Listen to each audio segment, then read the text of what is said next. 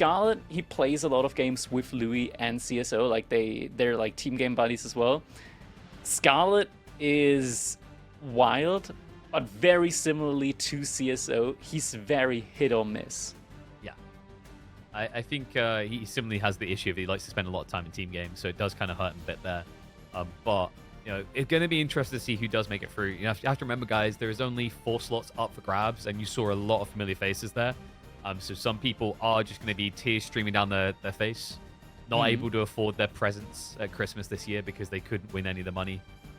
Going bankrupt, destitute, you know, the darkness. Look at what we're seeing here at the moment in the draft. So first up, of course, on Gorge, we got the Dally coming in for Scatterbrained up against Jushi's Legacy for MSN. What's interesting here, so MSN, he has Knights Templar with Holy Island in the draft. But Knights Templar has been reduced in effectiveness. They've been revamped on water. They now Crackety. That's not how you sell differently. DLC. That's not how you sell the previous DLC. They've been changed. They've been brand new rebalanced. dock. They've been reoriented. They've been given new things to play around with, right? So, for example, their harbor now has a sprinkled emplacement, so no longer little puny fiery arrows. Instead, there's going to be big bolts coming out of that. Flaming sprinkled, by the way. They're flaming sprinkled shots. Flaming young sprinkled shots that are coming out of that one. And yeah, it comes of course with all of these additional features. Of course, you're expected to pay a little premium. I mean, that just comes with it, of course, but whether or not that premium pays off, we will yet have to see, right? So that's definitely something to look forward to. But first up, of course, it's going to be Gorge Dally up against the Jushi's Legacy. And I mean, it makes sense to pick Jushi on Gorge when you have the Knights Templar. I'm not so sure like how effective they're going to be. I heard like pros in chats being like, oh my god, they're ruined. Knights Templar, they're bad. You can't play them anymore in water. You can't play them. They're gone. They're dead. But are they actually? Because they were really good before, and the question is like, sure, they might be worse now. Are they truly that bad? They We'll find are. out. So a little interesting thing, right, is that Harbor does cost 100 wood more, but you get 500 more HP, and you get 2 fire armor, so they are surprisingly resilient against Dark Age rush strats. Oh. Right? I don't think you can be overly greedy if you're going to go fishing, but the bigger hit much is your wood benefit for so little additional cost, yeah. Yeah, it's only almost double the price, guys. Come on, and you get a spring emplacement, which only does 7 damage more per strike, but it looks like, although it's only 20% more damage, it looks 200% cooler than Enable Arista. Honestly, if next up it could do AI too, I would be willing to pay 500 wood for that. You know what it needs? It needs a ricochet effect. Like, it would make it overly complicated, so like pros will abuse it, and then casuals will never care. Where like if the springled hits a boat and it is at a 45-degree angle from the like originator's point of entry, then it bounces off and can hit a second boat. Math. Yeah, isn't it like the hunters from Warcraft, where they like throw Probably. throw thing and then it like bounces off?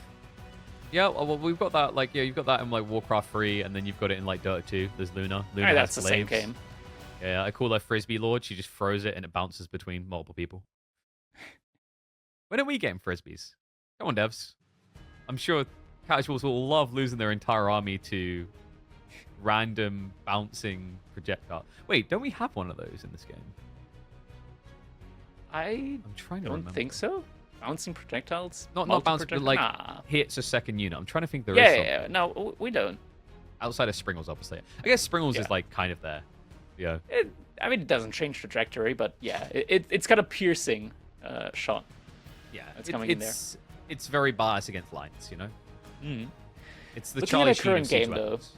Looking at that current game, we got Delhi up against the Jushi's Legacy here. Now, I know May he rest in peace. Actually, is he still like active Is he on back? ladder? I think I'm gonna quickly check just because I haven't seen him. Rest in peace. Like, you made it sound like he's just gone for good. I was like, Did he leave? Yeah, us? I mean, I haven't seen him, so it might as well be, right? I don't see him on ladder at the moment, so maybe he's still in boot camp at the moment, training to become the next Delhi god yet again. Maybe it's the next. time. Maybe it's 2 o'clock time, maybe not. So. You're just thinking about how much worse that is than the Delhi main. I just read the. I just read a message in chat because I know MSN likes his Gen Z lingo, and I saw the Gert Yo comment. I was like, oh yeah, that's straight out of MSN's dictionary right there. What does that even mean? Gert Yo? I don't know. It just means yogurt or something. He tried to explain it to me. I couldn't understand it. Like, do you know about the one with the thumbs up? Where, he makes me feel old. I'm 26. Do you know the one about the thumbs up though, where like thumbs up is considered like insulting because it's meant to be like. Isn't that the way in Turkey? I don't know. Like, it's either thumbs up or okay. I was being told about like it's condescending, and I would just we do got it a like game okay. going. Yeah, like you know what? We can talk more about the zoomer here. It is time for the zoomer to see if he can zoom quicker than the thing that hits you and makes you go kaput on the brains. It's the Scatterbrained effect. We have got him on the Delhi, MSN on the Sushi, and I've got to say, Scatterbrained has been on a rapid ramp of improvement, while MSN has, as is appropriate for his age group, Crackety, been watching way too many My Little Pony runs. Is that a fact, or is that just he's still conjecture? doing Mass Horseman. He's still like this. Oh yeah. It's this guy. It doesn't matter what year it is. It doesn't matter how old he gets. MSN dreams of winning big and being able to afford a real steed. Because every time I watch this guy, there's going to be a point where stables will get dropped and 20 horsemen will appear. You know, MSN. He's from Denmark. They have really, really flat land. Ah. He can dream of being a Mongolian archer on horseback. You know, just how did we get galloping through the prairie? How do we get from Danish to Mongolian? That's like it's the same. It's the same biome. I want to say, like just really flat. You just expanding the metrics to allow for that. Yeah, it's on the same Earth. They're basically the same thing, you know? They're both humans. It's the same. They share the biome, man. They're both like Euro subterranean. I don't. I don't think they've got the same biome either. Nah, it works out. It works out in my head. Trust. Oh god, I got it. I mean, you've driven through Danish territory, so I trust you on this one. So we've got Meditation God is coming in anyway. Sushi's in a weird place right now, like with the changes. People are in. That should be managed. Yeah, he's getting the gold. But this seems kind of like in the experimentation and rediscovery mode. I've seen some interesting Chug new strats that are starting to take fold again. So we're going back. Yeah, we're regressing. I mean, you took the new toy away from them, so they went back to using the same toy. You know, it's like with my kids, like right now, if they're obsessed with this thing and I want them to stop using it, I give them a brand new, shinier toy. But if I take that back, I know what's going to happen. They'll go back to sucking their thumb, right? It's just being a parent's hard. That's true. That's true. But, you know, trying to give young kids new toys when they're not done with their current one yet, that's also a difficult one. And it does look like MSN is preparing for a Pro Scout play. He's not ready to give up on that strategy yet. Yeah, Pro Scouts has been the other way that Sushi's still going. And they've been feeling the pain, actually. I feel like the Lancer spam in Castle isn't as never-ending as it was before, because you have to remember they added a decay effect to deer now, where when you Pro Scout them, picking them up with the Scout, you start to lose food. For example, if he pulls deer from his back corner in the south, he'll probably lose about 40 food getting that home. That's over a 10% loss. Yeah, I mean, it's not that big, right? But yeah, it scales. It scales. So when you're taking your opponent's deer, suddenly it's a lot more. Oh yeah, a lot more. And I like that, by the way. I think that change was smart by the devs, because like if you're playing Pro Scouts and I'm not, before it felt like double punishment, because you get my deer and then you have all this extra food. Now it's like, okay, you took my deer and it denied me food, but you don't get much food because of that. So instead of it being like a 2x advantage, it now feels like a 1.5x advantage. And actually, the other kind of interesting thing here is like Delhi. I feel like they secretly were probably the only pro scouting civ that got buffed by that change, because they just now with less people wanting to go Pro Scouts, they'll just casually get it for free and then still get good value. There it is. Stables coming in now as well. Upgrade already in. This always happens so quickly with the Shushi Legacy. Yeah. I mean, they do everything quickly, though. This matchup's very interesting for that, though. Like, both sides do have a lot of speed, right? With Delhi, it's the double production. And then with Shushi, you use supervision to get a similar effect.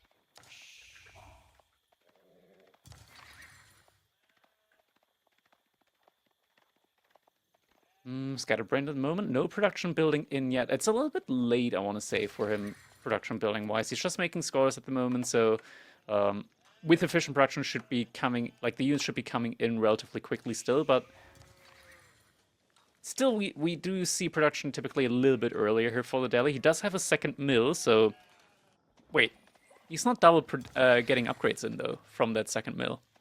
Only one mill is upgrading at the moment. Oops. This isn't about the upgrades, Crackety. That's just a really good scouting mill. Maybe just also for efficiency. Msn, he's already got some spearmen coming in though, so the Ghazi Raiders, they're gonna have to be careful. Now, Ghazi are stronger than normal horsemen, so one-on-one you can still take efficient-ish fights up against the spearmen. And both units have relatively slow attack speed, so you can kind of like shuffle back and forth with the Ghazi just to be as efficient as possible in these little trade engagements. But Msn's still getting a lot of food back to his mill at the moment. I don't think Scatterbrain's going to be able to really do too much about that. The spearmen are now going to be coming in. They're not quite hardened yet. They're still the Dark Age spearmen. An upgrade coming in now as well, though, so now going to be even better for fights. Already third production building up for Msn, so he's got all the tools that he needs to react to whatever Scatterbrain's going to be putting up next. Yeah, so Msn, the awkward thing here is like you don't want to be too hard on the Chug, right? Because like going aggressively into Chug enables Ghazi a lot. Also, like the problematic thing you run into is like if you're moving away from cavalry, you're moving to a static comp, and you have to guard wide on the map for sacred sites. Like usually Delhi like it when their opponents go infantry for that reason. But I guess there is always a critical mass factor whenever we talk about repeater bows. Like if you get enough of them, they feel unbeatable in a lot of situations. I almost feel like their biggest weakness is if the game goes to castle.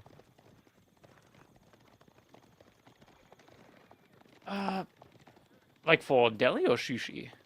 For Shushi with the Chugnu. Because the repeater bows, like they... You know, the classic one is like, oh my god, he's got 80 of these in feudal, how do I beat it?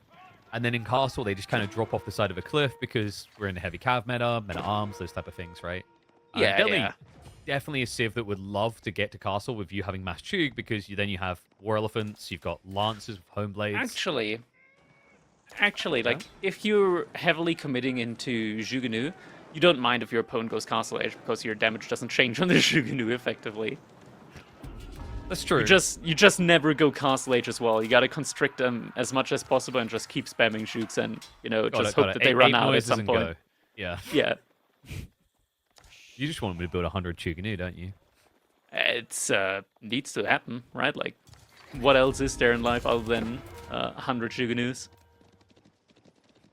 120 actually. Like these days, efficient economy, Crackety. You don't need 100 villages to keep that up.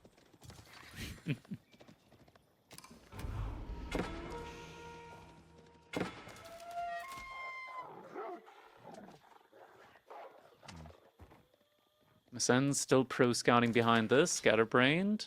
Starting to capture up some of the sacred sites. First one already captured up. Second and third one about to be captured up as well. But Msn, he's got a good amount of army at the moment. Mind you, Scatterbrained, most of his army is still in the form of scholars at the moment, so he shouldn't really be able to take any direct engagements.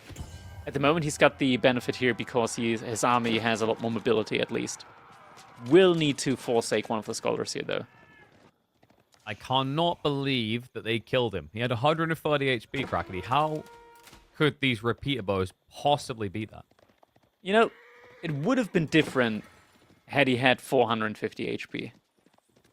That's true. You know, like, I mean, what kind of idiot leaves home without his trusty steed?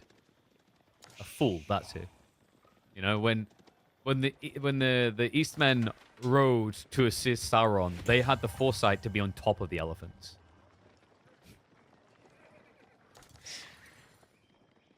He who is on top of the elephant controls the universe. I wouldn't go that Sacred far, but if you take 3 elephants and create an elephant pyramid, then yes, you are on top of the universe. You just gotta stack them up. Oh, MSN.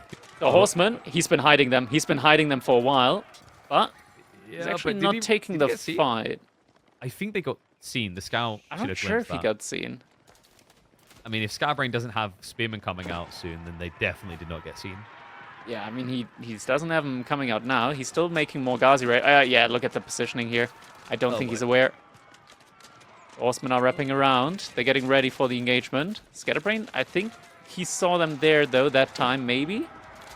He's out of position already. It doesn't matter. Scatterbrained. Yeah. His archer's going to get ambushed. Second wave of Spearman comes through. MSN was holding him back. And that's going to force the full retreat. Ghazi have to engage. But the body blocks are still kind of an issue here. So he's not really able to stand his ground and get some wallops out. We'll try and turn now, but the horseman is just consistent in this bush. And the archers, the problem is Scatterbrained, he just selected both together. The formation reshuffle just betrays him. And the archers are just going to get bludgeoned to death. Yeah, that's some big losses here. Scholars at the forefront also have to be very careful. They're going to be jumping inside of the monastery. Behind us, MSN, he's not letting off the gas pedal at all. He's just continuously pumping out more and more and more Scatterbrained. He's a little bit, I want to say, perplexed, a little bit confused as to what army composition he should be going in for. Decides to invest into more archers at this point, but against Jiganu, you need more of the Ghazi Raiders. We're also seeing some scouts coming in now as well, so Pro Scout at this point probably has finished up for him. The issue is he doesn't have map control, so taking these deer back now is going to be rather difficult for him. And MSN, what is he doing? There's still so many deer next to that mill, but he's instead going on the berries? Rogan? I mean... Yes. You got to get food, might as well get the best type, but it does leave you a bit predictable, so we'll be shoved away. I guess he's I don't know if he's... It's weird because he's just building archers right now. Maybe he just wants to... Maybe he just wants to keep them safe for a little bit in case he gets all-in or something like that. Maybe. I think it's like the desire here is to get back to Mass Ghazi, so you need both of them at the same time for that. Archers are going to discover what up. Just slows that down a little bit. MSN still not thinking about Castle, though. Yeah, he's still producing a lot of units. But the switch up to berries is slowing him down pretty significantly, I want to say. Yeah. I mean, he actually has... I think after the food source runs out in base MSN, he does at least have that really nice flow north where it's berry, berry, boar. So, like, you can get a lot of value consistently as opposed to, like, having Gorge sometimes spawn your boar in your east and then, like, berries on the west, right? And then you just have that Ooh, good engagement. For Scatterbrained, there's still a lot of spearmen. Little pullback yet again. The army count isn't looking bad. The spearmen are going down, and that's a full cleanup for Scatterbrained. I mean, MSN, a lot of his army is just not here. It's deceptive. Like, this is the challenge with Chug pushing this far upfield as he's going to learn the hard way. Scatterbrained is just going to delete the army. Check the TC. Check the TC from MSN. Wait, no. Please tell me they're not sitting there. I think please check the TC from MSN. They're all inside! No! They're all inside the TC! No, he just known. Oh my god, that's such a classic MSN. That's such a classic MSN move. That's such a classic one. No way. I think someone's been playing too many. It couldn't have been more classic. It could literally not have been more classic. He loves hiding them in the TC, but this time he just had 15 horsemen stuck inside the TC. Like, it's a strat I've seen him do, and it makes sense before they know you have horsemen. But he knew you had horsemen. Well, it turns out that Delhi's brains are not the scattered ones right now. Maybe, and we misunderstood him all along. Maybe Scatterbrained refers to what he does to his opponents. He's like, I've got them though, guys. It's okay. It's a perfect time to raid now. Yeah, I mean, meditation garden, more like anxiety garden. That one's not getting any more resources in anytime soon. The problem is his horsemen are spending too much time in the meditation garden. They were full chill. But no, Ooh, but he's going for the raid. Okay, Oh, Scatterbrained, he noticed, though. Oh, but that's still a lot of idle time. That is a lot of idle time. That is villagers that are going to have to run idle time. Is he going to just run them across map to your Just pull the scholars. You got 9 scholars. Just pull the scholars and counter just heal. front line. Yeah. No, like just have them stand there in the way. Right? Yeah. Like that's full They can out heal. Was it a shallow monk or a Buddhist monk that set himself on fire? It's just full stand there and protest type moment, you know? Ooh, setting yourself on fire, that doesn't sound healthy. Well, it's okay because the skulls will heal it. It's religion. Well, those that worship elephants are stronger. So Ghazi do come back to mirror the move. We'll scare him away. In the end, he did get a few worker kills, but something tells me this doesn't make up for the loss of an army earlier. Yeah, I mean, that just hurt him a ton. To be fair, he did remass a lot, but yeah, this is... Fights like that where you just suddenly lose so many units, and the more you lose, of course, the less like you have on the field, the less damage you do. The more you lose, the less you kill from your opponent. It just snowballed so much that now MSN, he went to the next berry patch, and Scatterbrained might be about to see that, honestly. Now, the interesting thing is he does have Dali horses, correct? Which means just DPS-wise, he can mirror the Ghazi. And he actually has more than the Ghazi. He's about to be able to age up as well. Yeah, I think like there's a fight for MSN if he can find it, but the problem is because he's got Chug, I'm not entirely convinced he can be fast enough. Yeah, he's too slow. Oh, he sees the villagers on the gold. Uh-oh. Scatterbrained, is he gonna send the villagers through the other side, through the other side, through the other side? He's not TC hopping. Now he is. Nice Away one. From the other side. There we go. He does hop out. He can just get shifts out Another there. one? This is not that many horsemen. No. You could also do another TC hop. That would be fun. No, he's just gonna scare him off. I mean, he's like, okay, you've seen it, but what are you gonna do now? Nice. What you gotta do about it? And, oh, fight in the middle. No. It's not that good of a fight. It's well, definitely not that good for MSN. Scatterbrained is gonna sandwich him with the Ghazi. I think the Dane is about to be done. Yeah, this one is overdaned. GG. Dane seems doomed. Yeah, like it's just gonna lose Potentially the army. coming in. There it is. All right. So lesson learned here, guys. Having 15 horsemen in your TC does keep your town center very safe, but your army not. Now that's so emote worthy. No, that's like in all future streams that he has, the first thing that's going to get asked when a new person comes into his chat is everyone safe at the TC? Question mark. That's the new MSN meme. GG comes in, but it's not over yet, and this also isn't a best of 3. This one is a best of 5. So MSN, he still has a few chances in that one. So nothing's over yet, but Scatterbrained is going to be able to get the first win on the board. Yep, really strong performance for him in the end. MSN, I mean, it kind of shows you some hope for Shushi players as long as they don't use their TC too much. I feel like actually he put up a decent threat. The idea is pretty cool there. Like, yes, horsemen are worse than Ghazi, but with Dali horses, they can compete. But, next up, I'm feeling like a 2-0 is not unrealistic here. Ruse. Yeah. Sengoku against Ruse is... I've seen it a couple of times, just... It still doesn't quite compute in my brain, you know? It's still something where I'm like, okay, this feels like a classic Ruse against Shushi or China type situation where you just have to respect it. Like, if Sengoku also goes for Fast Castle, you have to make Spearmen. You can't just try and compete with Knights. You can't just try and go straight for Cav Archers. It just doesn't come in quickly enough. You need the Spearmen. But I think as long as you react appropriately, and this is something that I did train with MSN at the King of the Rockies, so this is something that he should be aware of, that he can't just immediately go ham on Knights, but he has to respect it and actually make Spearmen in response, should this be a Fast Castle versus Fast Castle type game. Yeah, I think this actually might be a top 3 worst Sifty Build Horse Archers against, actually. Because of the Yadi Cav. Okay, KP, I'm gonna need you to explain this to me like I'm 5 years old, because I've got really bad internet at the moment. I actually haven't played the new DLC yet, so I don't know what that upgrade is that you just talked about. So Yari Cavalry is an upgrade that you get at birth as the Sengoku. It is the Horseman. You do pay more, but you get bonus against Cav, and you also already get bonus against ranged. And then also, if you go for the Takeda clan, you can get 10% more movement speed on what is already Horseman speed, Horseman. So you're going to be maxing out the engine at 2 tiles per second, and yeah, I mean, that's true, that's true.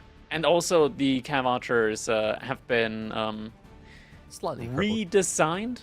They now attack quicker, but they have less base damage. So overall, like, DPS and full-on engagements is, like, the same, if not even slightly better. But you can't like kite with them anymore.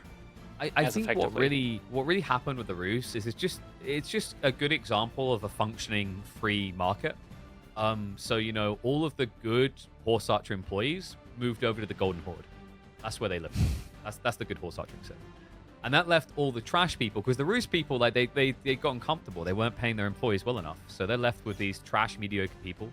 And it's not their own fault. Like, you know, governments involved, i.e. devs, you know, economical conditions change. Rus now get less gold generation early on, so they can't pay their people as well. Pro Scouts is not looking as good anymore. This is like, if you're a Rus main, and I don't feel bad for you for this, by the way, because you've had enough good times. It's a pretty bad time to be a Rus main. Yeah. Like, if Tim came back tomorrow, he'd leave the next day. Yeah, true. Well, maybe there's hope. I think, like, the good thing, if you're a Rus player, is now, for the first time in several months, you can explore and not feel like you are griefing yourself.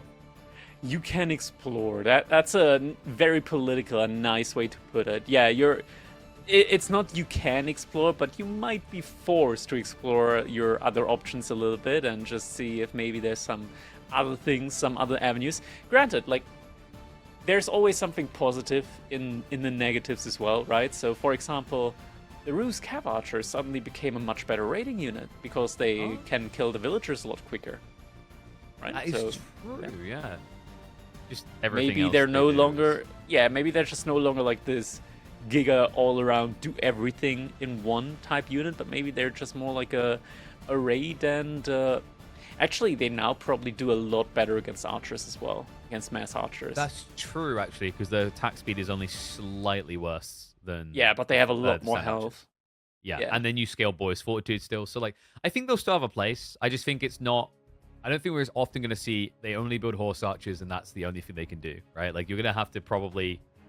Your build order, it's probably going to go from, like, a 1 out of 10 star difficulty to, like, a 3 out of 10 star difficulty. You know? You have to think more. Mm-hmm. Yeah, it's definitely something. It's a nice time at the moment, I want to say, just in general. For Age of Empires, a lot more macro building at the moment to be done. But we should be about to be jumping into our game number 2 between Scatterbrained and Msn, and this is going to be the first one where we will be witnessing the Sengoku dynasty, so I'm very much excited for that one. Yeah, and, you know, we'll see as we get into it, and we are ready to go. Game number 2, Scatterbrained with the early lead, is looking to extend it with the Sengoku. Msn is here to prove that Rus is not a completely gone civ, and still has some viability, but... It'll be really crackety. We talked about a few of the reasons why this is rough, like the fact that Horse Archers is a struggle. I think another big problem in this matchup for MSN is going to be, what do you do about the Sengoku opening? Because this civ thrives when there's no Dark Age pressure. Exactly, and that's also something that Rus just kind of lets happen, right? Like, they don't really tend to go for Dark Age aggression at all, and it looks like that's also something that's... going to be continued here, as Msn, he just put up the double hunting cabin, and behind that looks to be just going for the quick age up, and also looks like we might be getting in our cool new overlay now as well. Oh, wow, look at that. TC efficiency. TC and idle time, yeah, very nice. Someone's already getting reported. 95%, what's going on? Yeah, You that's know what that the is? economic efficiency. I mean, is that just the yatai not moving? Like, does that get counted as idle time? I was thinking maybe he just has a bad PC, but we'll find out. Ah, it's not TC idle time, Wait, it's eco what? efficiency. So that must be, yeah, the Yeah. yatai not moving is counted as an idle economic unit. So Oh my god, Sengoku mains are noobs. We have confirmation. Look at your inefficiency with your economy right there. That number's going down, okay? If you're not using it, it's losing value. Property 101. looking at the other yatai that Scatterbrained has, though, it's right next to the deer and also a boar. So that is some prime food income for him over there. So he's getting a lot of food at the moment through these yatai. And yeah, this is going to be quite the nice age up timing for him here as well behind us. Look at the age up timing. He's not far behind the Roos at the moment. And he Wait, already has 2 of the yatais up. What's that on the minimap? Oh my god, Minecraft That's is a invaded. sheep! It's Minecraft sheep. Is he about to gone. pick up a sheep there? Like, what's that? What? It disappeared. Is that a pink sheep spotted in the wild? Is that what happened? I'm so confused right now. Wait, did we have a sheep? Nah, that was just a normal sheep on the minimap that hasn't been taken yet. Yeah. Like, well, that's what I was wondering. Like, but it was just one sheep. I feel like there should have been more still roaming free at this point in the game. But the interesting thing, by the way, you mentioned the yatai and the boar and the deer. He doesn't need it on both, by the way. So the boar, and this is like, if you have maps where the boars are anywhere near you, this is jackpot. The boar will cap out a yatai on its own. Because you get 20 base food, and then you can get an extra 40, and you're capped at 60. So, keep that in mind, people. Like, if you have got a lot of stacked stuff, separate it, because the other problem as well is, like, he's currently got one there on the boar and the deer. If you put another yatai out there, that one already has priority, so the other one wouldn't be able to register the deer for itself. It's a little bit annoying if you're not paying attention. Yeah. And, oh, look, a Coca Township. I like this landmark. I think it's probably overtuned, but I actually think, shout out to the devs on this, they learned from the mistakes of Japan with the Coca Township, because with Japan, it has no scaling presence in the game, whereas this landmark has value throughout the whole game. You say it has no scaling presence, but in theory, Shinobi do scale. It's just They do. not but good. It's just one building. Yeah.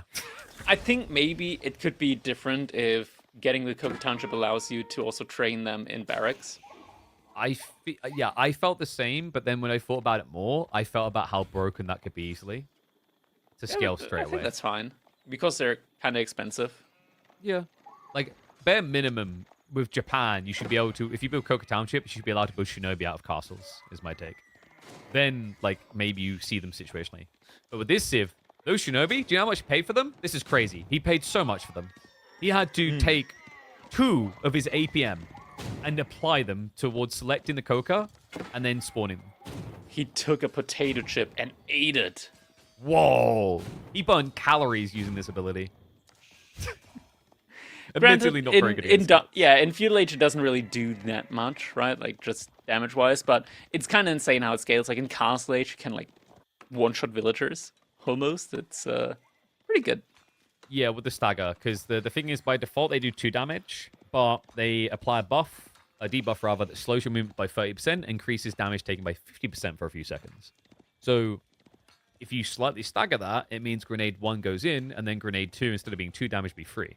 And where it gets nuts is when you're in Castle Age, it goes up to, I think it's 6 damage, or 8, it's one of the 2. And then I think it goes up to 10. And you get more Shinobi. So, yeah, the fast castle strat of Sengoku is pretty brutal, because at that point, you feel like you have to attack them, and then they can just scan the back of your base, spawn at your stealth forest, and then annihilate your economy.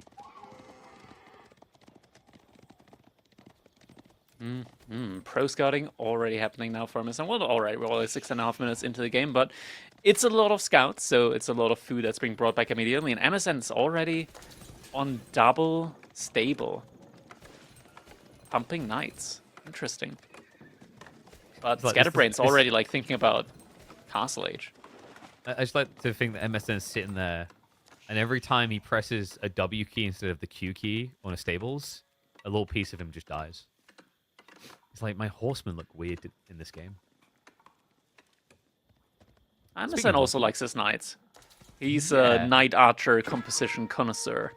By the way, we've actually got horsemen coming out from Scatterbrained. This is the Yadi Cavalry. It's a more effective solution to pro scouting than normal horsemen. Yeah, just being able to do some more damage up against cavalry in general, pretty nice. So much more effective than normal horsemen there for sure. Yeah, you do pay a I premium. like the combination with the Ryokai, where you also start healing them up. Oh, you like the Ryokan? Yeah. I think you might be the only person. I like the healing in theory. It's nice being able to heal the horsemen. It's just that they die too quickly sometimes when you're up against a civilization that has knights. It's not just that. In theory, it sounds cool, but then you read it again and realize that you heal 3 health every 5 seconds.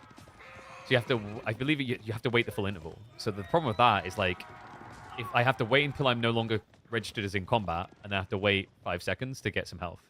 So like, if anything hits me back in combat, I'm not healing at all. It's really weird. It's like it's very effective though because it scales, right? Because like it's on all units, it's like AoE. It's like it's still much worse than a English knight. Yeah. Oh, that's a pretty good one. And also it's global. It's always available. And I noticed that some on the observer side may have accidentally decided to paint in different colors this game. We'll get that fixed because MSN's knights were blue, but Hulk mad, and we know that mad color is red, so he has got overly aggressive. It's surprising that Scatterbrained stayed. Wait, now he's yellow? Oh. Wait. It's surprising that Scatterbrained didn't turn blue. Yeah, something's off again with the observing. Age of Empires 4 is a perfectly bug-free game. Well, no, what it is at this period in history, there was a lot of exploration going on, right? Columbus, full kind of colonial effect, really. So really, what we're doing here is exploring the vast quantity of things that could go wrong when observing a game. What is going on with these colors? Okay, thank you. Good job. Shout out to production. We got it. We got red and yellow now. Whoop, whoop. All right. Everything's fine. Nobody panic. Oh, this landmark. MSN still diving. I think this landmark is sick. Outpost. Dive in? Yeah, the Saka Brewery just being able to get so much gold in. Oh my god, look at that slow. Look at the slow. And remember, pretty good. It's going to buff the damage those Yadi Cavalry, so they're hitting significantly harder, about an extra 4-5 damage. They are still going to lose the fight because it's knights, of course, but like they traded better than they should. And the other thing that's interesting about this, it's like similar to the idea of I have all these knights, but if I select a Springald with them, they move slow. If you hit anything in the formation and slow it, everything will move that slow. Ooh, that's going to be quite dangerous as well. This ability with the Shinobi has a super, fast cooldown. So once that Saka Brewery comes in, you're immediately scaling up to Castle Age with the Shinobi. They do a lot more damage. You get a lot more out of them as well. That's going to be coming in fairly soonish as well. So MSN, he doesn't really have great means to continuously dive. No. It's not like you're French with Chivalry, right? That's the trade-off here. And now with the tech up coming through, Scatterbrained straight into Spearman here. With the Sengoku having the Sake Brewery, it's going to enable him to actually afford all his veteran seats really fast. For the time being, his primary source of gold is easily getting denied out. Dive continues through. There's a little food trader coming in. Remember, the more those that come back, the more economy buff he gets in this area. But right now, he's getting 20%. Debuffed on the village account. It's going to have to do a little jump around with the TC. There we go. Jumps in. Good shuffle. No steeled arrow, by the way. So these knights are lasting a lot longer than they otherwise should. And another shuffle. See some music going on, like some pop culture music from the 90s. Some Benny Hills. Maybe a song that references shuffles. I was going more like, like clap your, like and now clap your hands type songs, Just gotta get people to do things. And do slide to the left, slide to the right. Crisscross. Ooh, I don't know where my villagers are going. This looks pretty. There we go. Finally, the knights come out, the Shinobi come out, and party's over. The funny part is they were practically dead by now anyway. It's like the Shinobi don't even look broken here because he was about to clear it up in his base. But the price has been high. Look at the economy difference. Look at, not just that, but look at the TC idle time, which is getting captured perfectly in high definition by our new overlay. So 1 minute 36 seconds of TC idle time. Scatterbrained is behind 10 villagers. But he does have the most powerful form of samurai. Mad Samurai now coming out. And I don't believe he has any estates. In fact, this version of the UI doesn't actually show us. We have to double check in the base. I'm pretty sure he didn't build any yet, right? Does it not show? I mean, at the top there's an icon there next to the yatai. Yeah, there is a daimyo. There's a there we go. Oh, wait, we you're right. Oh, we just done different. Yeah, I see now. So I guess we just, like, get 1, 2, 3 on that. So he's getting extra health, 5% extra health on this amount of cavalry. Which is useful, but maybe not good enough to still win these fights. Damn. I'm impressed with the way MSN's playing this, actually. Like, considering what we said about Sengoku and how they should feel pretty comfortable, maybe the issue in this one is that Scatterbrained was a bit too comfortable. Yeah. It's still an impressive amount of knights, and behind this MSN, he should soon be able to collect the age up. Yeah, and there it is, high trade house coming in. On a fresh tree line as well to get as much gold as possible. Scatterbrained has still been gathering with his sake brewery. Keep in mind that landmark scales really well, by the way. When you get to late game, you can get about 500 gold out of 5 villages. But nice spawn using the farmhouse to get the shinobi out. And now that debuff. This is a fight Mad Samurai actually can win with a little bit of micro. And Scatterbrained on point there. Does shift it about. And the slow. You see how impactful that maim is. Once you connect one, the follow-up is so easy. Amazon, he was on 8 knights. He's about to be down to just 2 of them. A good night moment for him. Trade house coming in 30 seconds. Maybe you just want to keep spamming spears, because let's be totally real here. Roost Knights against Mad Samurai isn't a great fight. Great snipe on the daimyo, at least removing that melee attack speed aura. I say melee attack speed aura because it does buff ranged, but it's definitely more impactful for melee units.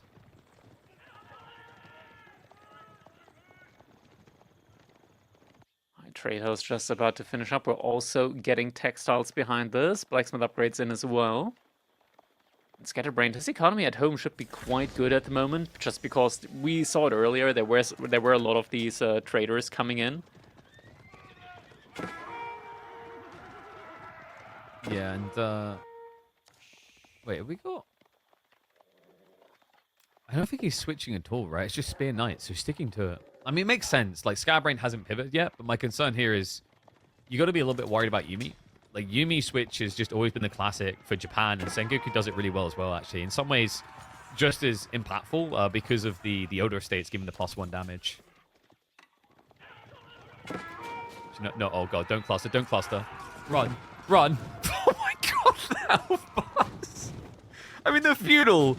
But yeah, it turns out 50% more damage on a 24 base unit is pretty strong. And suddenly all the spearmen are non-existent anymore. See, I thought the magic trick is that they appear out of nowhere. It's not. It's that your entire army disappears.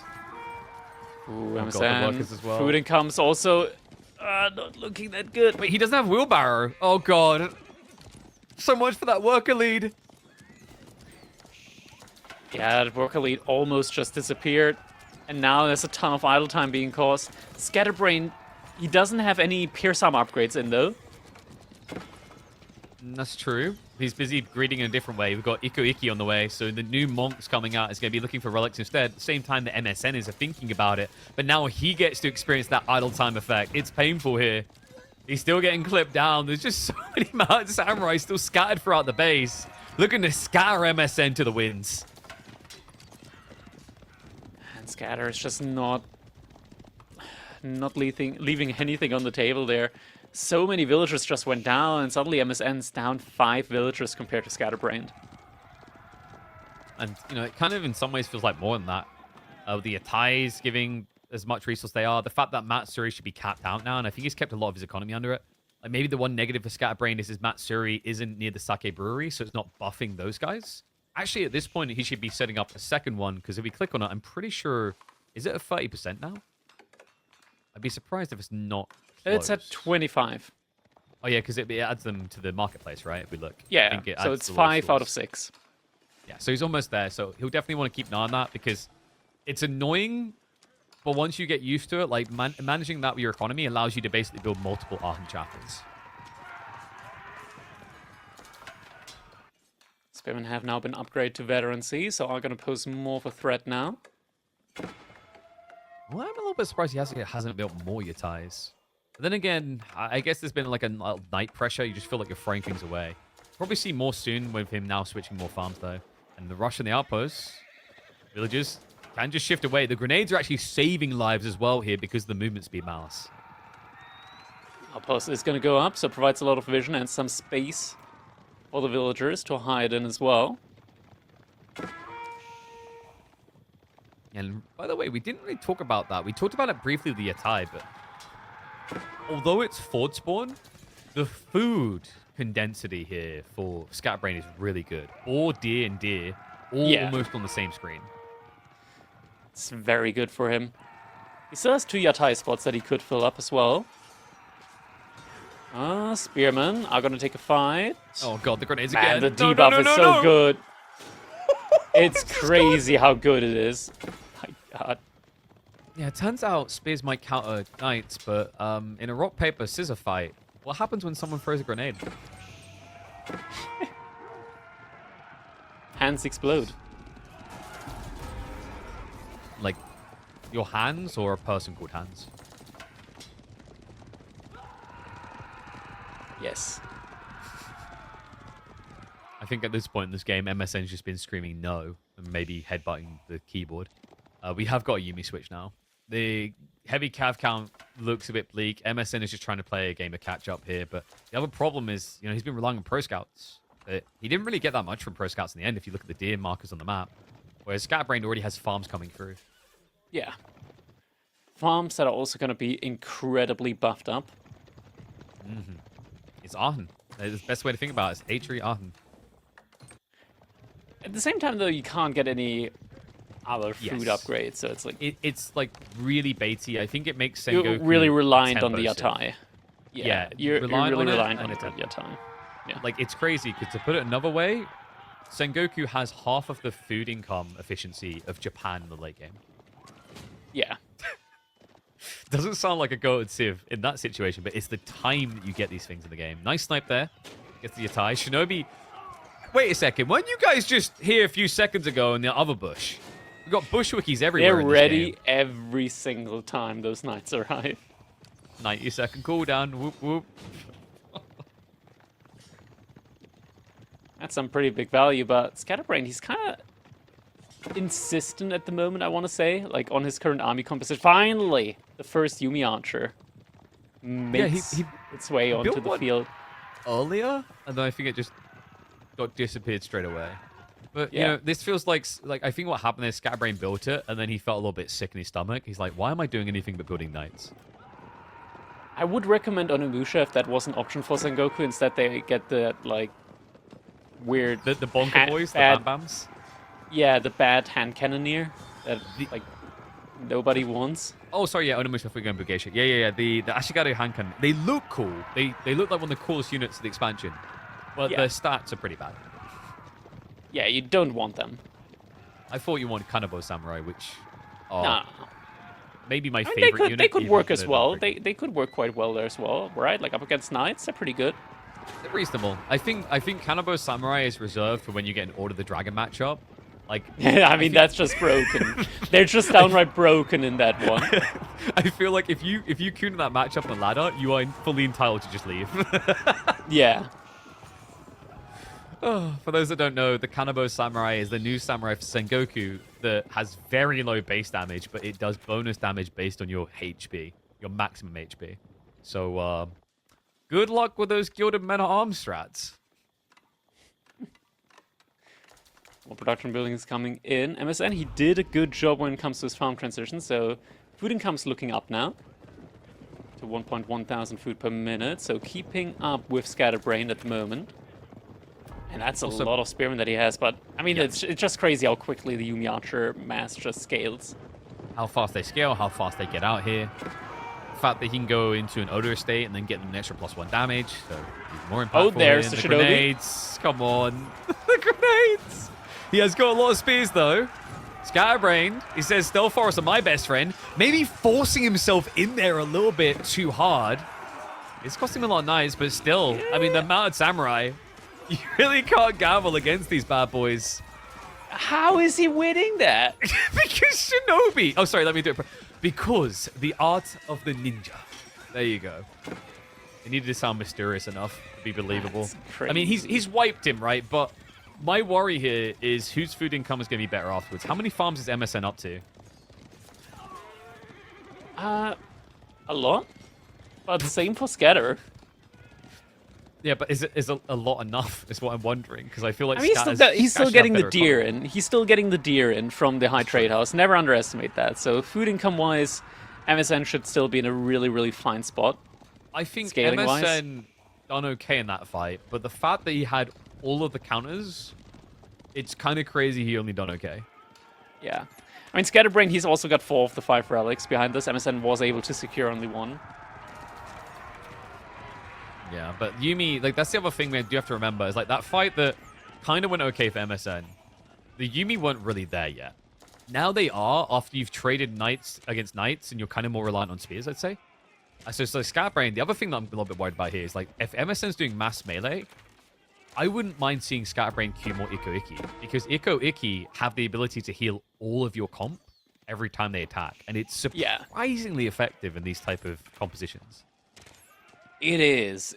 It's a weird unit and how you use it, but it's weird that you don't get Onobugeisha as Sengoku, but like that's like the but they replacement. Can be Onobugeisha, right?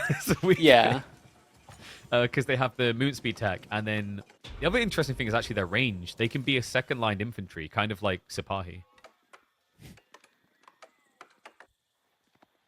Also, wait, actually, now that I think of it, did Scatterbrained have a daimyo in that last fight? I don't think he did. Which is I'm not sure if he had him there. Yeah, that is a big deal, though. That would have been minus 15% attack speed. It is a lot, yeah. Yeah. By the way, I'm just waiting for that to get nerfed, because if Sengoku get to Imperial Age here, they have a landmark that basically gives them network of citadels pre-nerf on a unit. That's pretty good. Pretty good. Nice little raid there. Forces a lot of idle time. And we have got the maxed out Matsuri now. Do we have a second one coming in from Scatterbrained? There should be a second one. He is still only on 2 out of 5 Yatais, and that's it's slow, but like my thought is it's quite easy to forget to build new Matsuris. I felt that way about it. It's the one thing that you like want to have to scale your food, right? Yeah. Like it's the only option that you have for scaling your food income. I also kind of just wished it would auto rally to any new Matsuri if my previous one's filled. Yeah, you have to click a button. That's a weird interaction. Yeah. Oh, fight's getting hit. Come on, this one MSN has to really win hard. I'm hearing ninjas again. I'm seeing ninjas. Which is contradictory. MSN? You should never see ninjas, okay? They're bad at their job if you can see them. How is he winning that again? Like, that was such a good surround by MSN. It's over. That was such a good surround by MSN. Even with the Warrior Monk buff, he cannot break the mounted samurai, still go brrr, and MSN is going to be thrown out in the cold, 1 game away from being eliminated. Yeah, there's no way back. MSN, he can't produce any more units at this point in time. Economy has been idled out. Villager is idled out. Non-stop production here still from Scatterbrained. GG comes in. 2-0 at the moment. Scatterbrained now on match point. Cue anime music. What do you want? What do you want to get the channel banned for? Should we just play some Attack on Titan? What a unit! And, you know, the incredible thing, Crackly, is it's quite the bargain actually. So you get it for the low price of nothing at all. That's a good investment right there. That's a damn good deal, KP. I take that deal. I'd take that deal 10 times out of 10. And you know what's crazy? Start this game, you were talking about Ryokan, but you got converted. I already, like, it's like current meta-wise, I 100% agree that Shinobis are just really good. I just like the mechanic of the Ryokan. I like the idea. I don't like its implementation. I already told the devs this, because the way it currently works with Ryokan is it's like units have to walk near it to get the buff. I think it needs to be a Matsuri as well. Yeah, like it needs to be altered, because in its current form, it just reminds me of old Tower of Victory that everyone kind of universally hated. You know, where you like had to build them in the circle around it or some crap like that, and I think they changed it to be like walk near it, and then eventually they said let's just make it I think it's cool because it has like a really long range, so it's not that big of an issue. Yeah, well, I think it just punishes the idea of like proxy racks and stuff like that, right?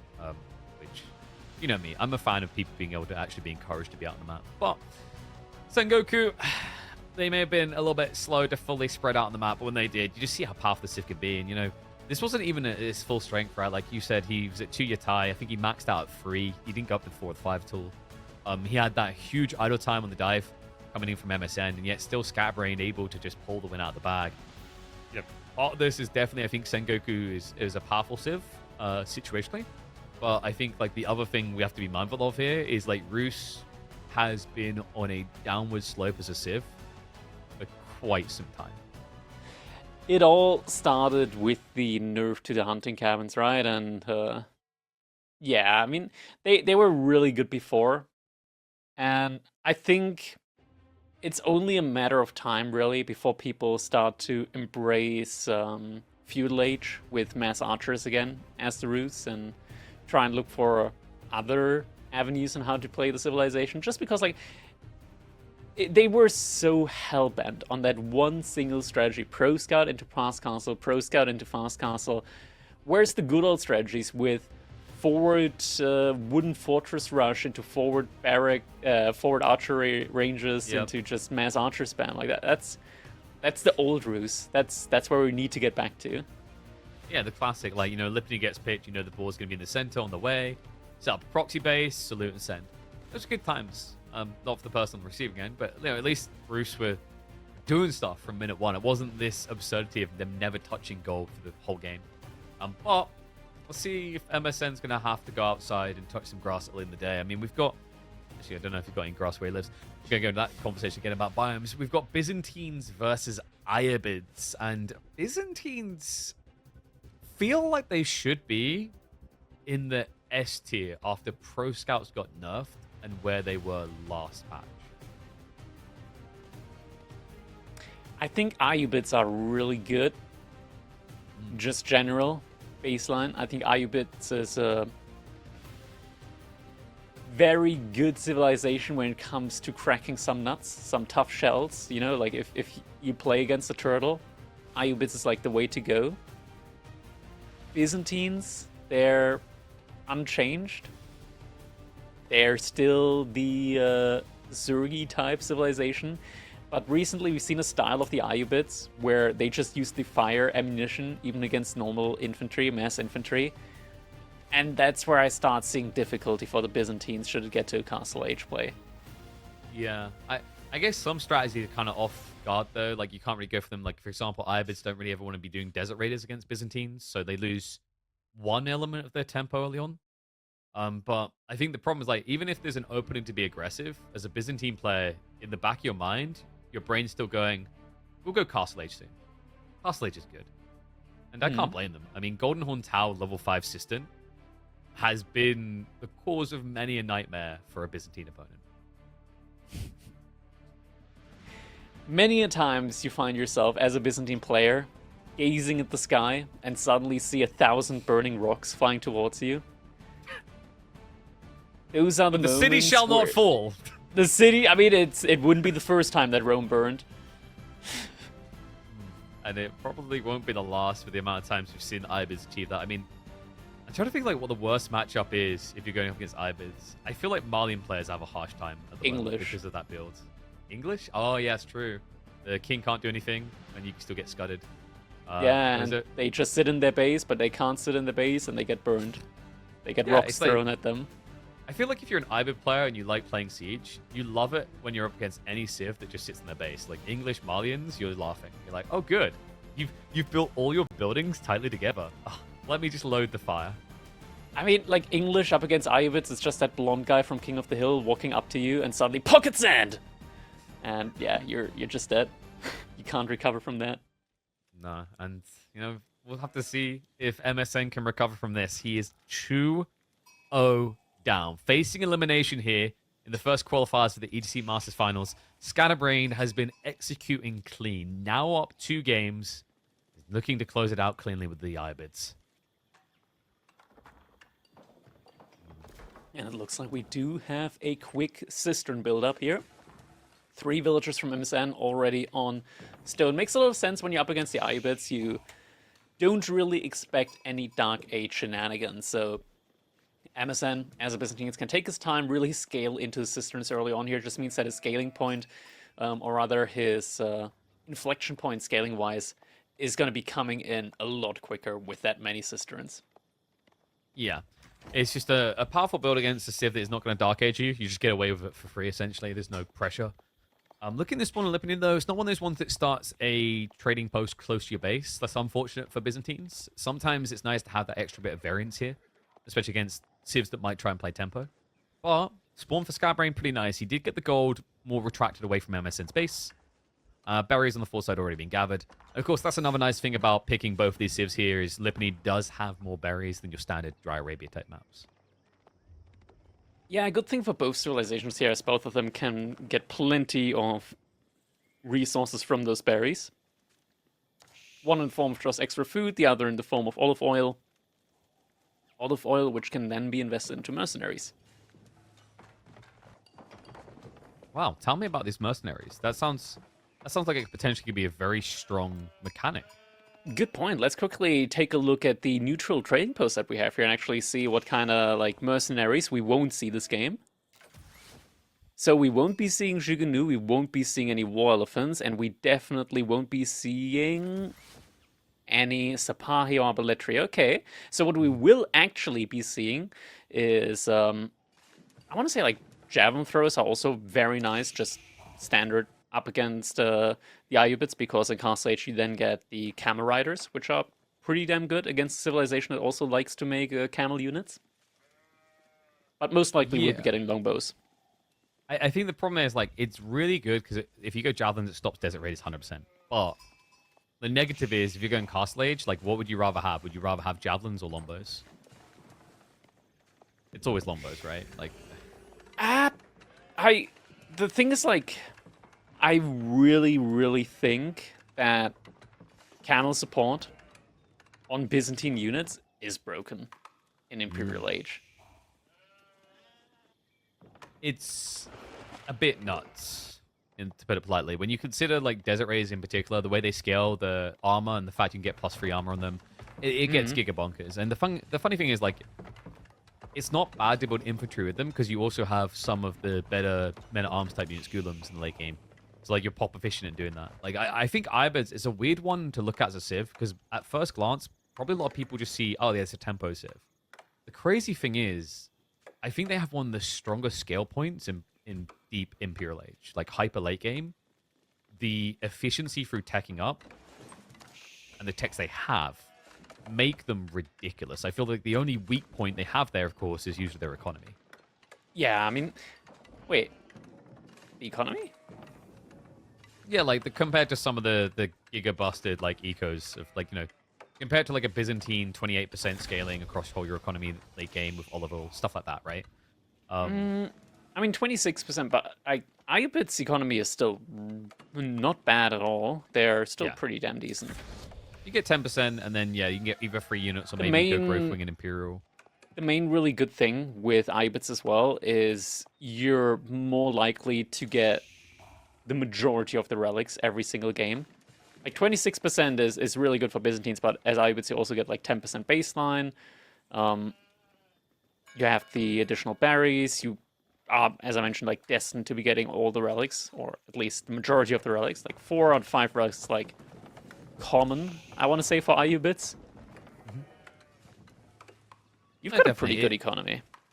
I think it's like a situational economy, though, like that relic detail. Like, yes, most games you'll get it, but for example, a Byzantine player, you know, you get in the late game, they're definitely going to have 26% gathering buff.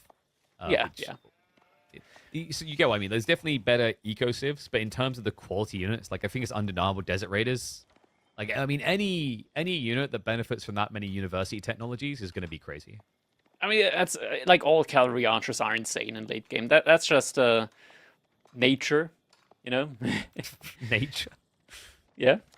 Nature's beautiful, and that's the way it is here. But look at that. Scatterbrained is just going to go for the fast Castle Age follow-up here. MSN, he took his time with the Cistern scaling, right? Like, he's on Cistern level 4 already, but Scatterbrained, he's going to be going unpunished to the Castle Age. We're just now seeing another production building coming in, so we'll finally be seeing some Limitani come in.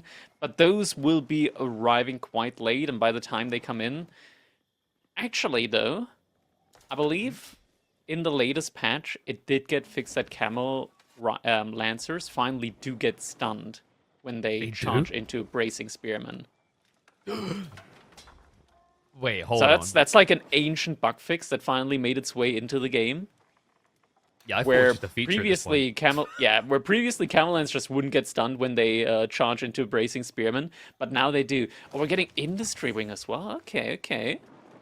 Now that is interesting. So of course, Industry Wing giving a bunch of wood as well as stone. I believe didn't Industry Wing get buffed as well by an extra 100 resources? It did. Yeah, that as well, but also just you build a lot faster. So I think and with all the bonus wood and with the amount of gold that Scatterbrained should be getting just in the nick of time here, maybe we just see a really quick transition from him into mass Castle Age level archers. That would make a lot of sense. And then obviously the stone down the line you could use for 2 TC, or you just get a few emplacements so your base is safe. Fortification and Sprinkled Emplacement, mass archers, probably a really good choice. Msn is trying to square up to this as quick as possible, but it's just difficult. You know, the 2 dervishes, it's ridiculous how easy fast castle is for Ibids because of those 2 dervishes. Yeah, you're pretty safe against harassment, and once that Castle Age does come in, you can immediately get 2 relics in as well. That's something I think Scatterbrained should be doing now. He sees all the militaries going around the left side, so 2 relics on the right-hand side, that's something that he can immediately pick up, and it does look like the dervishes are making their way out to those spots on the map. Yeah, so he'll be getting 2 relics in immediately, and that's just very nice for defense as well. Some defensive wall lows, should Msn really go ham. I do really like the way that he approached this as well. He basically kept the dervishes on the gold. He gets the tech up as quickly as possible, then builds the outpost when he A, confirms aggro, but B, after he starts the tech up. It's a lot more efficient this way. So Dive is now going to come in, Limitane with the shield wall, of course. It's going to take a while for them to burn down. Yeah. There's some additional +5 fire armor on the outpost. Tiki repair as well. Nicely played, Scatterbrained. Just taking him for a ride here. This shouldn't be enough, I want to say. Sure, he's going to be off the gold, but he's got enough gold for upgrades. He's pulling more villagers now. Trying to get the firepower up, but now he's left it long to repair. What? He's just going to walk away anyway. So Lombo's already sniped one woodworker. Won't get a second, though. Almost gotten 2, yeah. But Scatterbrained, just looking at the amount of wood that he has, 2 archery, 3 archery ranges could be coming up really quickly. He's got enough gold for veterancy on the archers. Either that, or... Oh. Wait, what are you doing? He doesn't have wheelbarrow, by the way. He's waiting. Creep it. It's a stealth camel. It's a double wall. He's got no. Oh, he's got one. Okay, free villager. Hello. But he also killed a villager. He also killed a villager underneath the TC with the longbows. Okay, so I mean, well, that's one way of trying to recoup the losses, I guess, because technically that means you're even on workers now. Scatterbrained, he's not going for archers, he's going for golems. Interesting. Okay, so we'll need a bit... he's got relics coming home, so he'll be able to afford it. It's cost efficient, but the problem is there's a lot of spam poking. This is really bad. He's still making camel lances, he's got no gold. This is really bad. This is gonna hurt him. He's housed as well. We've got some he's dead. Awkward gaps here. Wait, is he building a house? Please tell me he's building a house. He's building a market? Yeah, I was about to say, that's way too big to be a house. Please tell me he's building one on the mill. What is going on right now? We're starting to get some TC idle time now. Does he realize he's housed? He has the wood. Okay, there we go. We have one built a house. Yeah. Oh, yeah. Another villager down. A bit of a panic rush to get more houses in there. So double house now up, so that pop won't be a problem for a while. You could sell the stone for gold. Yes. And no one's going to market manipulate that anyway, so you will get a decent deal. I mean, this game's just looking a bit weird right now. The thing is, MSN's about to be able to get the age up in as well. Sure, Scatterbrained's getting some relics in, but at this point, I don't think that that's enough, honestly. I mean, the pacing just feels a little bit off. And the worry here is, if you're playing Golems, it's the classic feeling when you're in Castle Age and your opponent's in Feudal. Men at Arms feels like you win the world, but if you don't do some of them within 2 or 3 minutes, counterplay comes in pretty hard here. And like longbows aren't a bad counterplay anyway because they are high damage archers. Hmm. And Scatterbrained, he did just get rid of his stone. More golems. The Golden Horn Tower now on the way. Yeah, this is rough because he's down in villagers and also just the army. Like MSN's got so many units. Well, I was gonna say this can kind of be fun if MSN starts to back up a little bit. Then Scatterbrained can go raiding. Like I think that's the idea with the camel lancers. He doesn't directly want to fight the army. He just wants to make sure he's got enough to stop it diving his base. The crazy part to me though is if MSN just ran his scout up north, he would find all that berry gathering, and Scatterbrained wouldn't have an economy.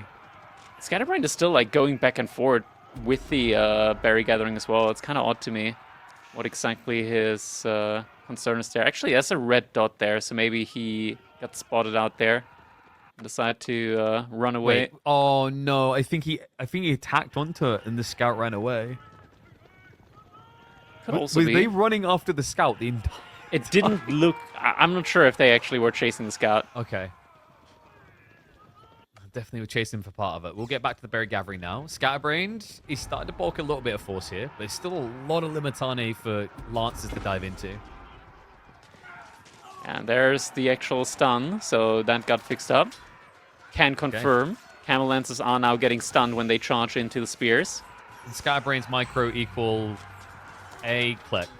And that's kind of it. Finally, he'll pull away a few Lancers before they die, but he let a lot of them get sacked there. The Golems are going to buy him a lot of time. And remember, he does have the Dervishes to heal up. So not the cleanest micro on that engage from Scatterbrained. But he's at least going to keep some cams alive. The problem is MSN still has a noteworthy lead on military force. And now you solely have camels into spears. We're only just now getting the archer ranges. This feels super late, and Scatterbrained, he's just kind of starved for resources. MSN's got such a big army still remaining, and with the Golden Horn Tower, that army is just going to get bigger and bigger. About to be 4 relics in, though, for Scatterbrained, so at least gold-wise, he's fine. I think, like, if Scatterbrained can get, like, 4 Manjaniks up somehow, he can win fights. True. But, like, getting there, good luck. Good luck getting there. This is, like, the really annoying thing as well, because in some ways what you want to be able to do is say, okay, he's got a lot of Limitane, let's just build Springwalls. Springwalls is kind of sick. But that's Byzantines for you. With Lombos, that's a quick way of losing a game. Yeah. Camel Lancers trying to go for some raids here. Sacred Sites getting decapped.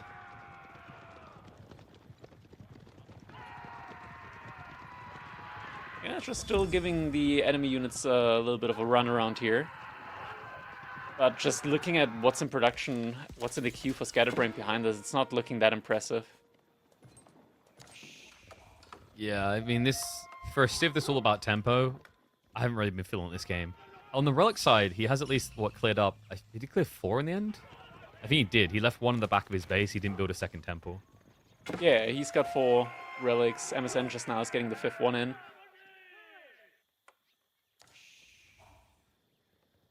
It just feels even sadder that it's just sitting there next to the mosque. Like, We've kind of been needing At least gold. the opponent can't have it. Oh, look at that. There was a house there, so we just make a little gated community there. Yeah, that's like the old man that they want to build a highway, but he refuses to move and accept their offer, their very generous offer.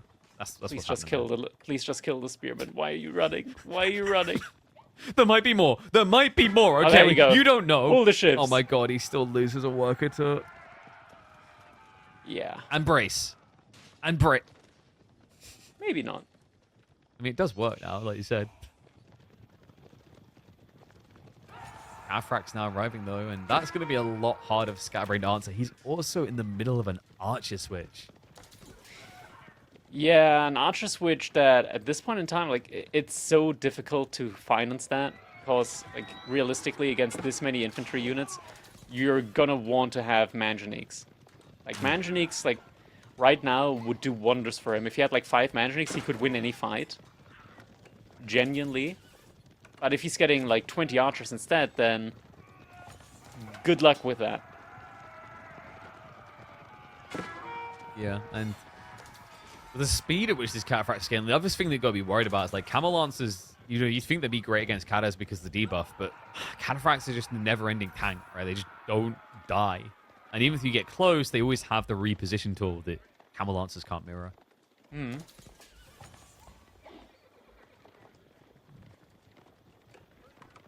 So, if Scatterbrained wants to do this, like you said, it has to be Manganiques. I don't think there's any other option, really. Like, you're right. Like, you know, you can't go Spearman now against Lombos. That's a death sentence. You'd have to clear the Lombos first.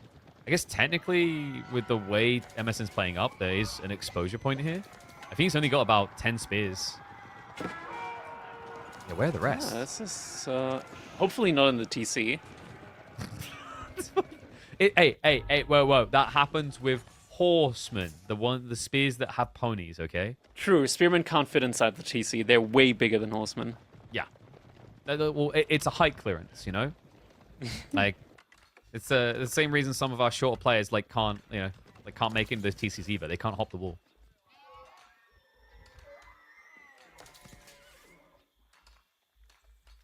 I mean, Scatterbrained, he's now getting to a reasonable archer count, but like Msn, he's just having so many Cataphracts out. The quality of his army right now is pretty insane. Another Sprinkle Emplacement outpost here. I'm not sure if that's going to be good enough, though. Once we get like the Painted Shield upgrade in as well, those Limitani are going to be zooming across. Yeah, and it's just like so nice when you get to this stage when you actually get Teardrop Shields because it's mutually beneficial to multiple elements of your comp. You know, the only thing that's missing here is Ranging Guard, which, for very obvious reasons, you probably don't want to build into Archer Lancer. Well, Scatterbrained is trying to go for some raids here. It's just going to be passing. I think he intentionally just showed the army a little bit just to force MSN to react to this. But there's the Cataphracts on the other side. They might be trying to sandwich. Oh, he hides it. Reveals it now. Tramples. That was kind of... I mean, the problem is the Dervish, it just looks so pointless, but he will snipe that out. Yeah, I mean, in his last dying moments, he did heal the little damage that came through from the trample. I thought he was just going to run past towards the workers, to be honest. Like, it looked like a creep towards those berries again. As we know, that has been kind of the bane of Scatterbrain's existence, is those berries at the back. The amount of times he's just musical chairing around them. This fight, it's creeping towards happening very soonish, though, and Scatterbrain's still not a single Manganique up for him at the moment. Double outpost now to protect the gold vein. Ah, this is looking rough, man. Cataphracts now trying to go for some raids, potentially. I'm not even sure if they can, like... if the Camelants can win the fight against them. MSN, he's looking to be in a really good spot now. This is really the moment where even if he, like, only has 1 against 4 relics, in theory... he's done enough damage. Yeah, like, I think Scatterbrain's going to be fudged on food. You know, with the berries running out, the deer's a bit far forward, and you're up against Cataphracts. Like, coming out your base just kind of seems like a big no-no. Now moving all the way to the back there in order to get wood access. But yeah, as you said, no food remaining for him. You just move to the berries on the right-hand side. Oh, single Cataphract making its way through the back line there. First Manganique out now. Now, this is something you don't want to get shivs out against. Yeah, not really. I mean, you could, but I wouldn't recommend it. Imagine that feeling you surround him. It's like, we got him, come Camel Lancers. 5 of you die, and then he just tramples over you. Sacred Sight's now locked in. MSN not rushing the end, and I think that's smart here. You know, like, you don't want to try and maybe dive into a choke point. Maybe there is a Manganique or two. Like, we see actually a Manganique coming out. We'll eventually show that on the bar. Oh, second one about to be coming out. Already on the field, maybe. Painted Shield upgrade now in queue as well. There is second Manganique now coming in. But yeah, Manganique could really, truly be the turnaround here. Ooh, that's gonna be expensive, though. That might be some villagers going down here on the berries. It's not a bad fight, actually, for Scatterbrained here, because if you can force it, remember, like, you have healing, your opponent doesn't. So yeah, MSN has to be very respectful of that. Gone are the days of sippy cup Cataphracts. There it is, Painted Shield. These Cataphracts are going to be a lot more tanky now as well, up against the archers from Scatterbrained. So one of those things, like your cataphracts take 1 less damage from your enemy archers, your archers do 1 more damage to your opponent's cavalry. Don't forget the secret advantage. It's a fair exchange. Oh, it's... Oh, he's producing it too far forward. He's building it in the fight, and the trample. Like, this is the problem. Building siege against cataphracts. It rarely ever ends well. Full commitment, MSN, El Delito, and no Retrito. Scatterbrained is not infallible and definitely not unkillable. Combos closing in, everyone. And GG comes in. Yeah. So, Scatterbrained. Pretty good civ. Yeah. Scatterbrained not able to get the clean sweep in. MSN gets the point on the board, so will be able to set himself up for a potential comeback now in the series. Yeah, I'm getting a bit more spicy here. We get some more games between the two. I mean, Scatterbrained, I think this one... Where did it really go wrong? I think, like, the outpost... it went wrong as soon as he hit Castle Age. Yeah. Like, just the reaction on what to do with the... with his age advantage, right? Like, he had the resources to go for Castle Age archers. With the Industry Ring, sure, you could in theory go for TC, you could in theory go for multiple monasteries. That only really works when your opponent is not all-inning you, or rather not aggressing you in Fuel Age. So instead, what he could do is just get 3 archery ranges up, research veterancy on the archers, and with that, you should be set up more than fine enough in order to come back on that side. Like, you get so much wood as soon as you hit the age up. Like, look at that. At this point, he had 3 production buildings, 4 production buildings, and a mosque, and still had 600 wood in the bank. That could have, like, he could have been on 20-ish Castle Age archers there. That's true. And you know, also, like, there's actually like an even better option. You know, he had a little bit of gold in the age up. I think we debated him going for Trinity. Could have just built himself a Tower of the Sultan. Sure. Yeah. I mean, 1 Gulam. 1 Gulam into 1 Tower of the Sultan. That can work wonders, I heard. Yeah, I mean, like... Well, not sure where I heard that. It's how you middle finger... I still remember my first time experiencing Tower of the Sultan, actually. It was up against... I think it was up against Maito, and I was like, this just looks broken, because he somehow got 8 of them. It's such a meaningful unit. I don't know. I don't... Like, you know when there's a unit, like... You kind of look at it and you feel bad that it's not viable, but then you wonder what the meta would look like if it is. Yeah, and then suddenly you're thankful that it's not. Yeah. Because imagine if Sultan's Tower was viable just for, like, straight-up engagements. I'm waiting for the cheesy repair build where you put a bunch of villages inside, you know? Dive the enemy base. Anyway, I remember when, like, the Civs came out, and, like, Mr. Merlin, for those that remember him, like, against Drongo, played a game with, like, the Gamba Wing when that was still a thing. He high-rolled, like, into 12 units and immediately just ran them forward and built a Tower of the Sultan up against him. Drongo was not amused about that one. I still remember we had the old Springolds, and I think it was Louis MT. His back was up against the wall. His opponent was like double ahead with Irobids, and he started building Tower of the Sultans against Ottomans that had Springolds already. They disappear very fast against those old Springolds. Oh god, what a time. But this is going to be a fun one. We will get to see if Knights Templar are buffed or nerfed or water.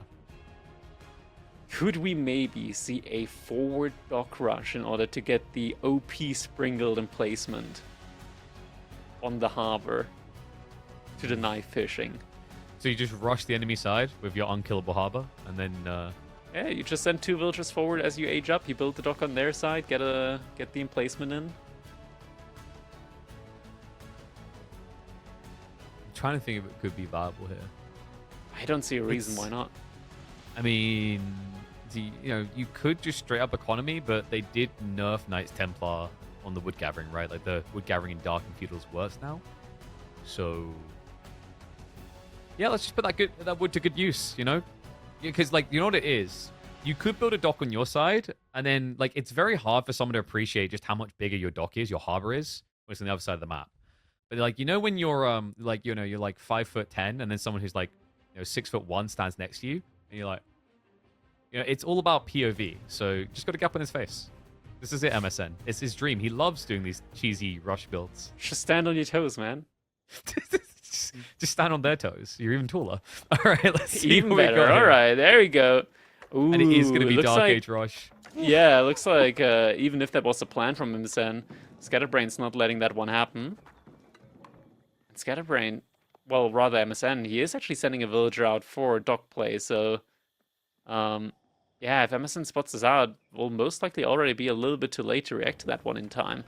Unless he now just builds a barracks next to the shoreline and just has the villager gather wood on the side afterwards and just mass spearmen on his side. Nope, it's gonna be the harbor. I like how from like, let's see if he does something else. Oh, yeah, it's gonna be a harbor. So that's just, it's just a very reasonable 250 wood on a dock. You can't expect everything. Oh, never mind. Cancels it. He does see the spearman and decides, yeah, I'm just, not gonna deal with that now. Oh, never mind. He's actually investing into his own barracks now. Oh, that's... Okay. Oh, no, he's housed?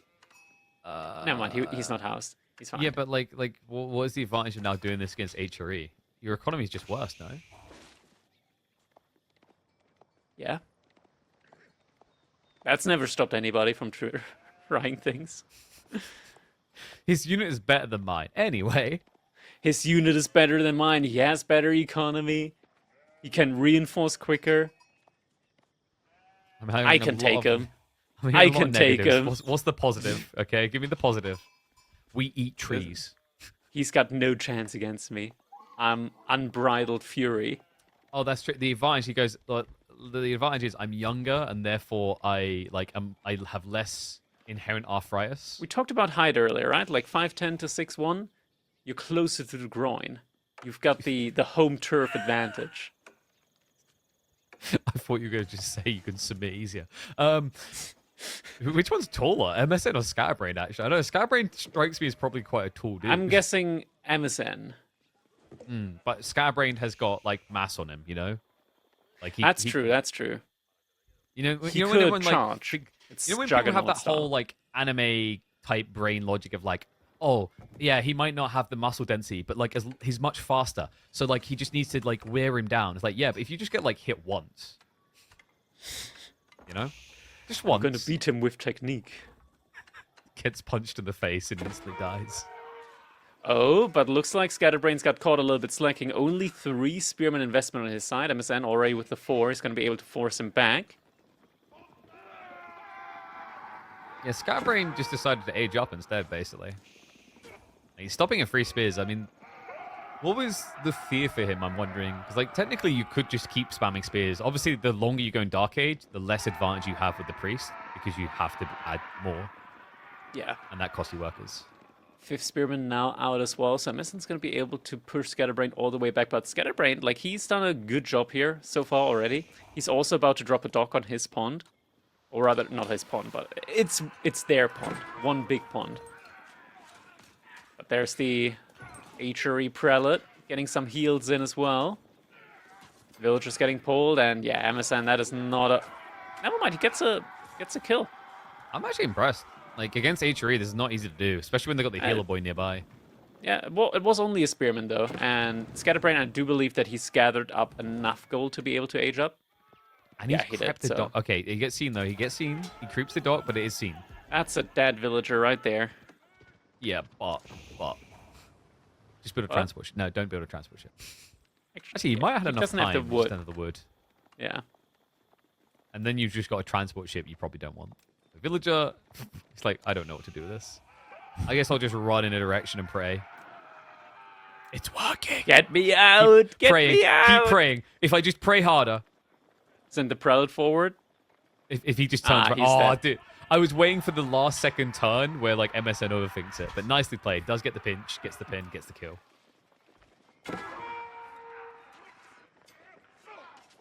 The spearman from HRE is still faster, so any weak spearman can get chased down. Kingdom of France coming in behind this, so we'll have access to the Chevalier. Yeah, we very rarely see Kingdom of France at the moment. Most people have shifted over to Hospitaller, and a few people have been experimenting with Antioch because it did just get buffed. But, you know, those people are psychopaths that build axe throwers on any map. Axe throwers is such a good unit, if only it wasn't so bad.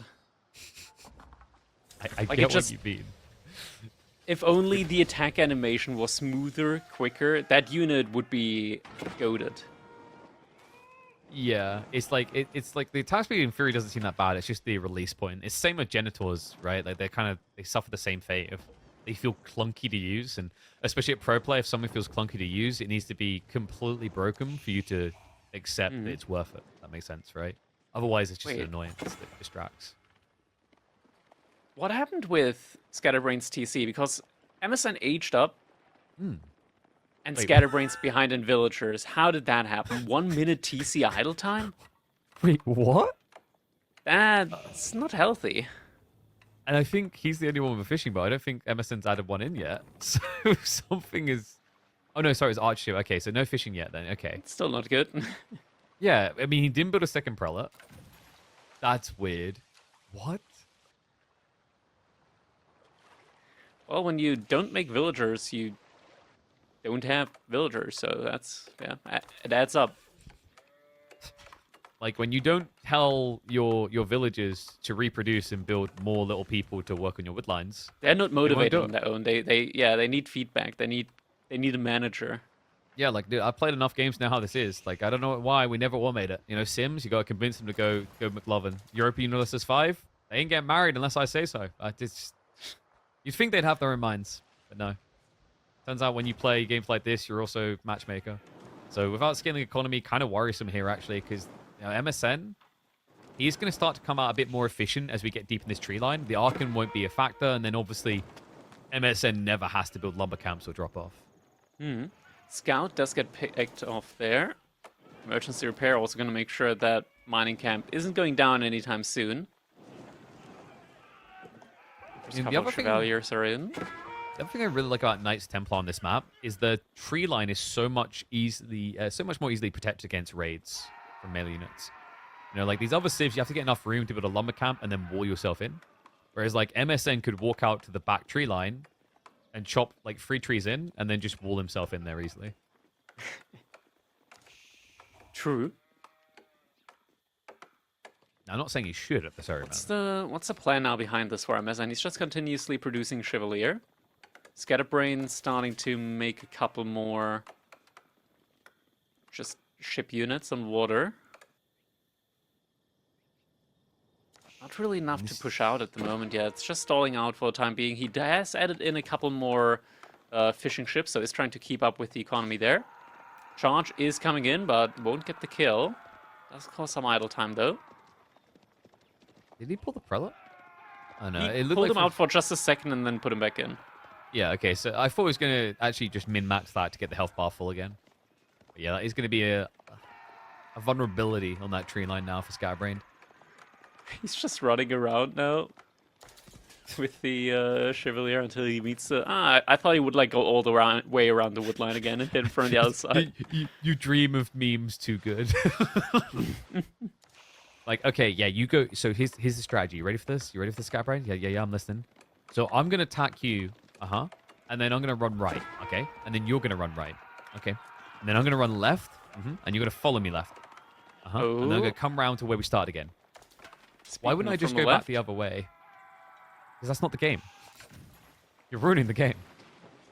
You're ruining it. Why you gotta mess with my vibes, man? Building Chevys when everyone else wants a Porsche. Come on. Why are we on shoreline fish? They did buff the gathering rate, didn't they? It's not as bad as it was. I'm not sure. Yeah. That's true. They buffed the shoreline gather rate and didn't buff the deep sea gather rate. But is it actually better? Depending on where the fish spawn? I guess like in Holy Island, they do spawn pretty far away. They do, yeah. It's always funny to think that with that detail in mind, you'd think that Roost would be more viable here, but they are the civ that always gets laughed out. I mean, they've just been destroyed on water ever since they decided, yeah, no there's no way to make up for the fast age-up timings that they previously had. That just doesn't exist anymore. Let's not forget the memeful hitboxes on their demo ships. Yeah. I mean, that was fine because they had so much stuff to make up for it. That's true, but now it just feels depressing. Like, A, you've got a bigger hitbox to be hit with, and B, it somehow makes it harder for you to get kills with detonations. This is looking kind of dangerous for Scatterbrained again. He doesn't really have any meaningful military on land or on water, both of which MSN just has more on. And yeah, total resources collected kind of paints the whole picture. Nice that we have that graph. Mm-hmm. And, you know, this is, what, pre-pilgrimage. That could easily start to come in now for MSN if he chooses. Now just more Chevys. He's scaling more boats on water as well. Yeah, 6-2 ships at the moment. Scatterbrained switching into men-at-arms. He's just worried about the archer switch. It's a unit, for sure. That does exist. You know, I mean, if you have a lot of food income, it can kind of be okay, but I don't feel like this is what I classify as a lot of food income, you know? One whole ham. Yeah, it is food income. It's not a lot. But it does exist on paper. But yeah, 7 ships up against 2. So much more military on land as well. Yeah. This is going to be really rough for Scatter to hold now, as soon as MSN starts pushing on water as well. Where's the error in this? Like, is it just MSN outplaying, or should Scatterbrained have stayed more focused on land, for example?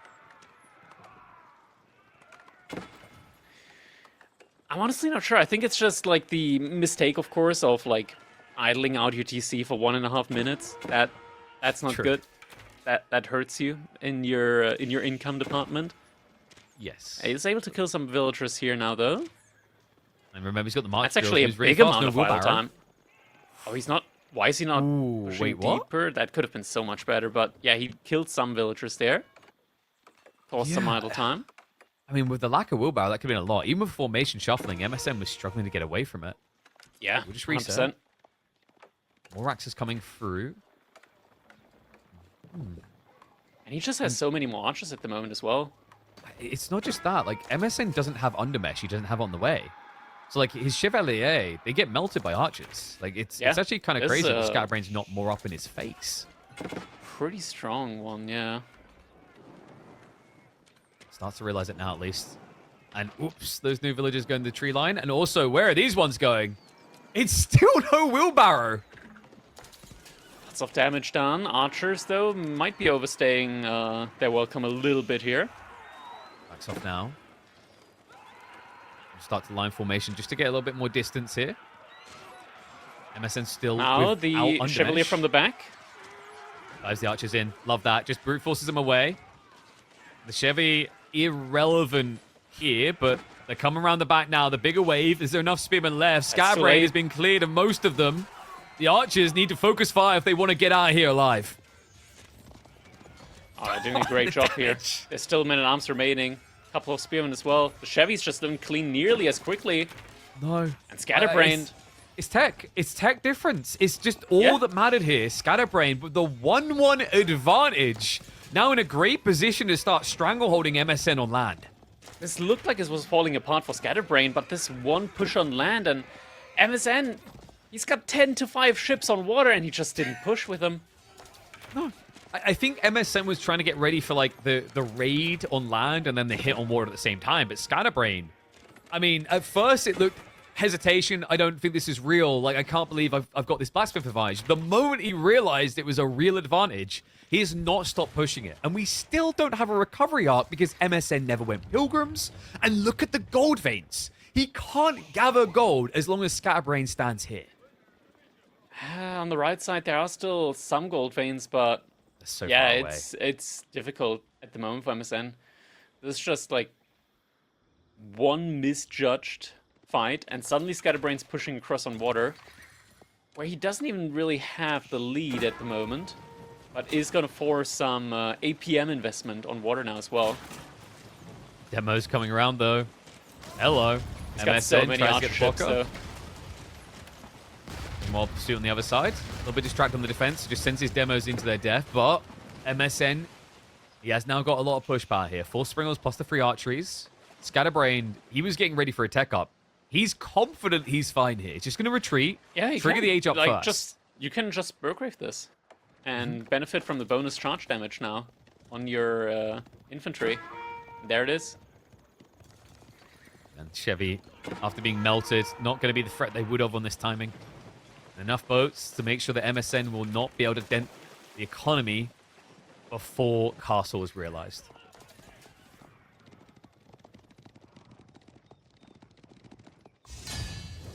And that's it. He just goes it. He's stuck. Nowhere to go. Knights Templar losing on water. An unimaginable thought if you go back just a month.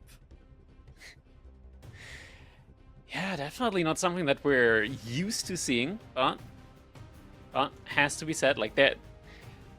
This was a little bit of a back and forth. I just can't believe that MSN, like lost that on land. Like as you mentioned, like he just didn't get the blacksmith upgrades in. Entirely different story with that, and maybe if the rest of the Chevalier were there as well.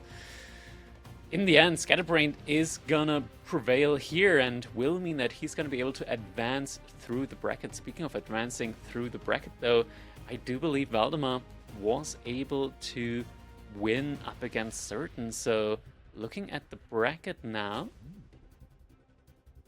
we do see, yeah, it's gonna be Kiljani up against Valdemar. Actually, 3-0 for Valdemar up against Certain. Okay. Demu winning up against Happy Cat, Skull Devil leading 2-1 at the moment up against Mahodo, Numedan beating out Lash 3-0. So Numedan versus Scatterbrained, Demu versus either Skull or Mahodo, Kiljani versus Valdemar, and B versus Myriad.